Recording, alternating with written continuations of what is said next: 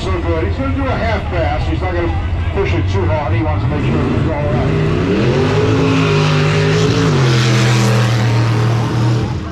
Well, so much for that half. Steve Du Bois. He runs 11 seconds flat at 120 miles an hour in the quarter mile. It is a 440 cubic inch Mopar motor.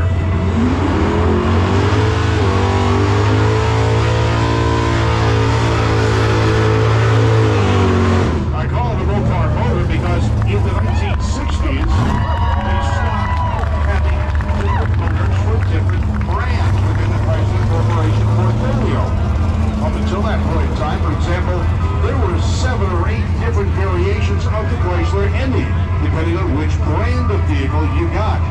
The Dodge had the little red Ram, which was 241 cubic inches. The Sotos had a 300-inch motor. There was a 361, 392, and then the big, bad 426 Street Heavy that came out later on. But beginning in the 1960s, every Chrysler brand had every engine available.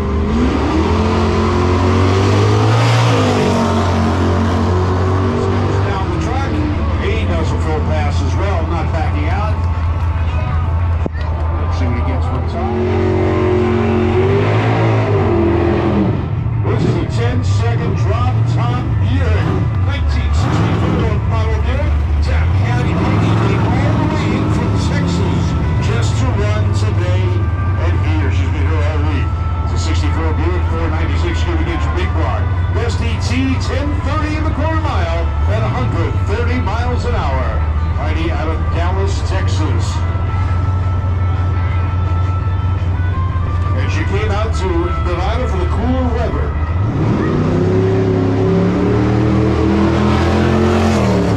Little soft, and she shuts off at half track. So far, track holding up pretty good. The word from the Snap group is, it's okay, we won't have fun. Popularity is a real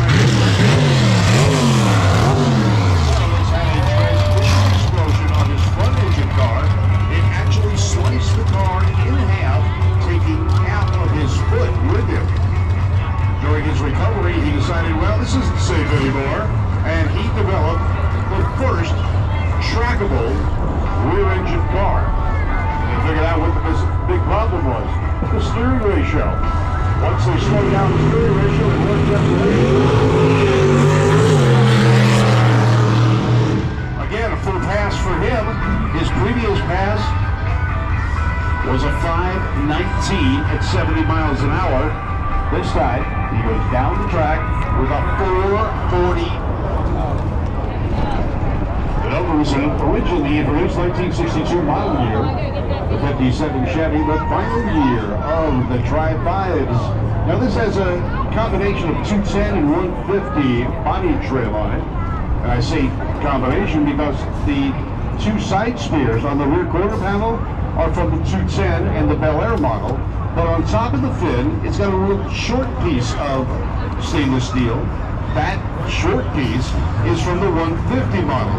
The 210 model would go halfway up the fender, and if it was a Bel Air, it would go all the way to the rear window. So this is a 150 model, which was the baseline. Hero of the Corvairs and such, Chevrolet had one body. They were just different trim options, and that's what separated the cars. It wasn't until the 60s that they had multiple body types and styles that came out. This is the 150 model over in the left lane, the base model 57 Chevrolet. The Nova, introduced in 1962 when Chevrolet realized that the Corvair really wasn't a good match against the Ford Falcon. So Chevrolet came up with a more conventional vehicle and introduced it in 1962, the Nova. Now the base engine on these Novas until 1970 was a 4-cylinder. Yeah, that's right, 153 cubic inch 4-cylinder, not an iron 2.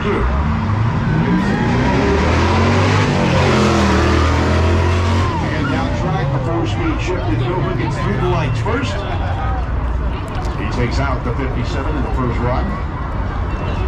The Barracuda actually beat the Mustang to market by 2 weeks. Problem was, nobody noticed because the Mustang was just so popular and the ad campaign from Ford was so strong. Now this is a 1965 second generation Barracuda. And in that second generation configuration, there were three body types. There was the notchback you see here, there was a convertible, and there was the fastback. The notchback didn't last very long, nor did this body type.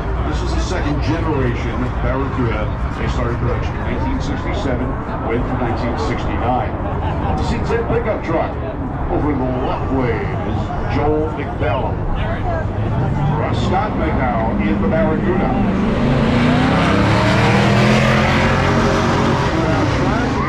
It's going to be the Barracuda getting the win. Barracuda gets there first. Let's see what times are. He goes 6:99 in the Barracuda, 54 miles an hour to a 7:04. Only separated by 0.05 of a second at the finish line, but it is the Barracuda being the victorious one. 3 miles an hour quicker at 54 to 51 miles. Then the engine. A 350 engine. Supercharger sitting on top. Now, superchargers were not a racing item until someone realized, hey, we can take those off the diesel trucks so we can put them on our race cars or our street cars and get more power. They force the air and fuel into the engines. And that's how hot rodders used it. They're originally part of big diesel or big Class 8 trucks back in the day. The hot rodders figured out they could use them on an engine to make more power, and they do. Got Steve Pruitt in the T-Bucket and John Allen in the engine stall to get the fired up again.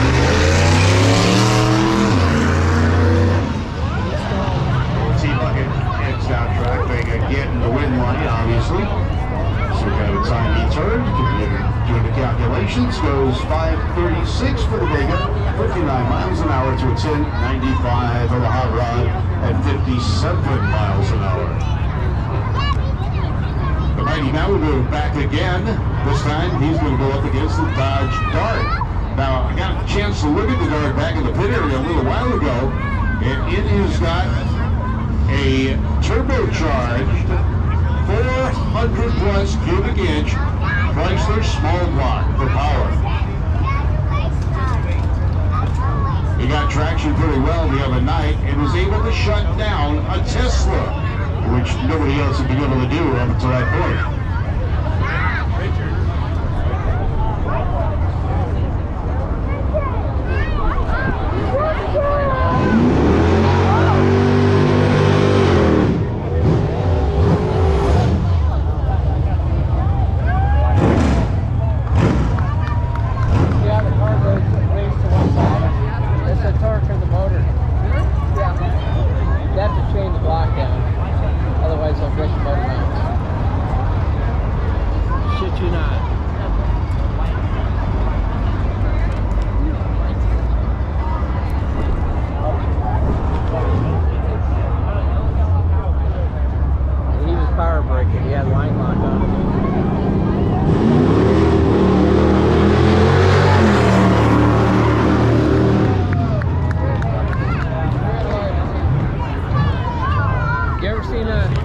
Seen a diesel truck do that?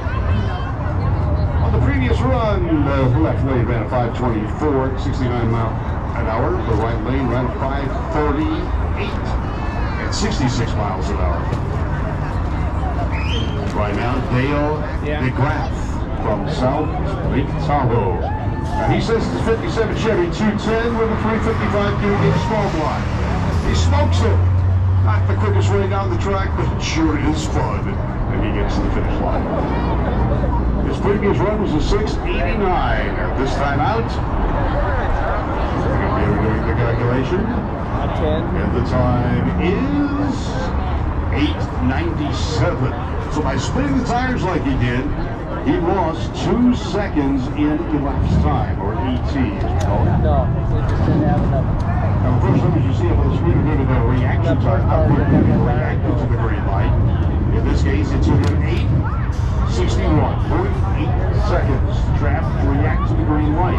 Now, the lower that number, the better your reaction times are, and that can be the difference between a win and a lose in a regular competitive race.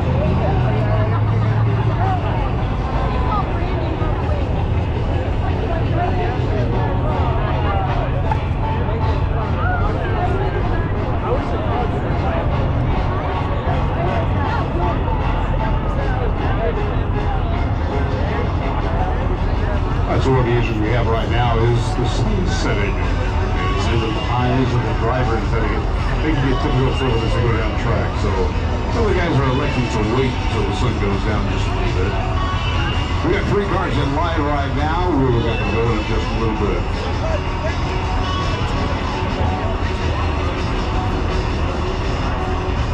Driving into the sun is not easy.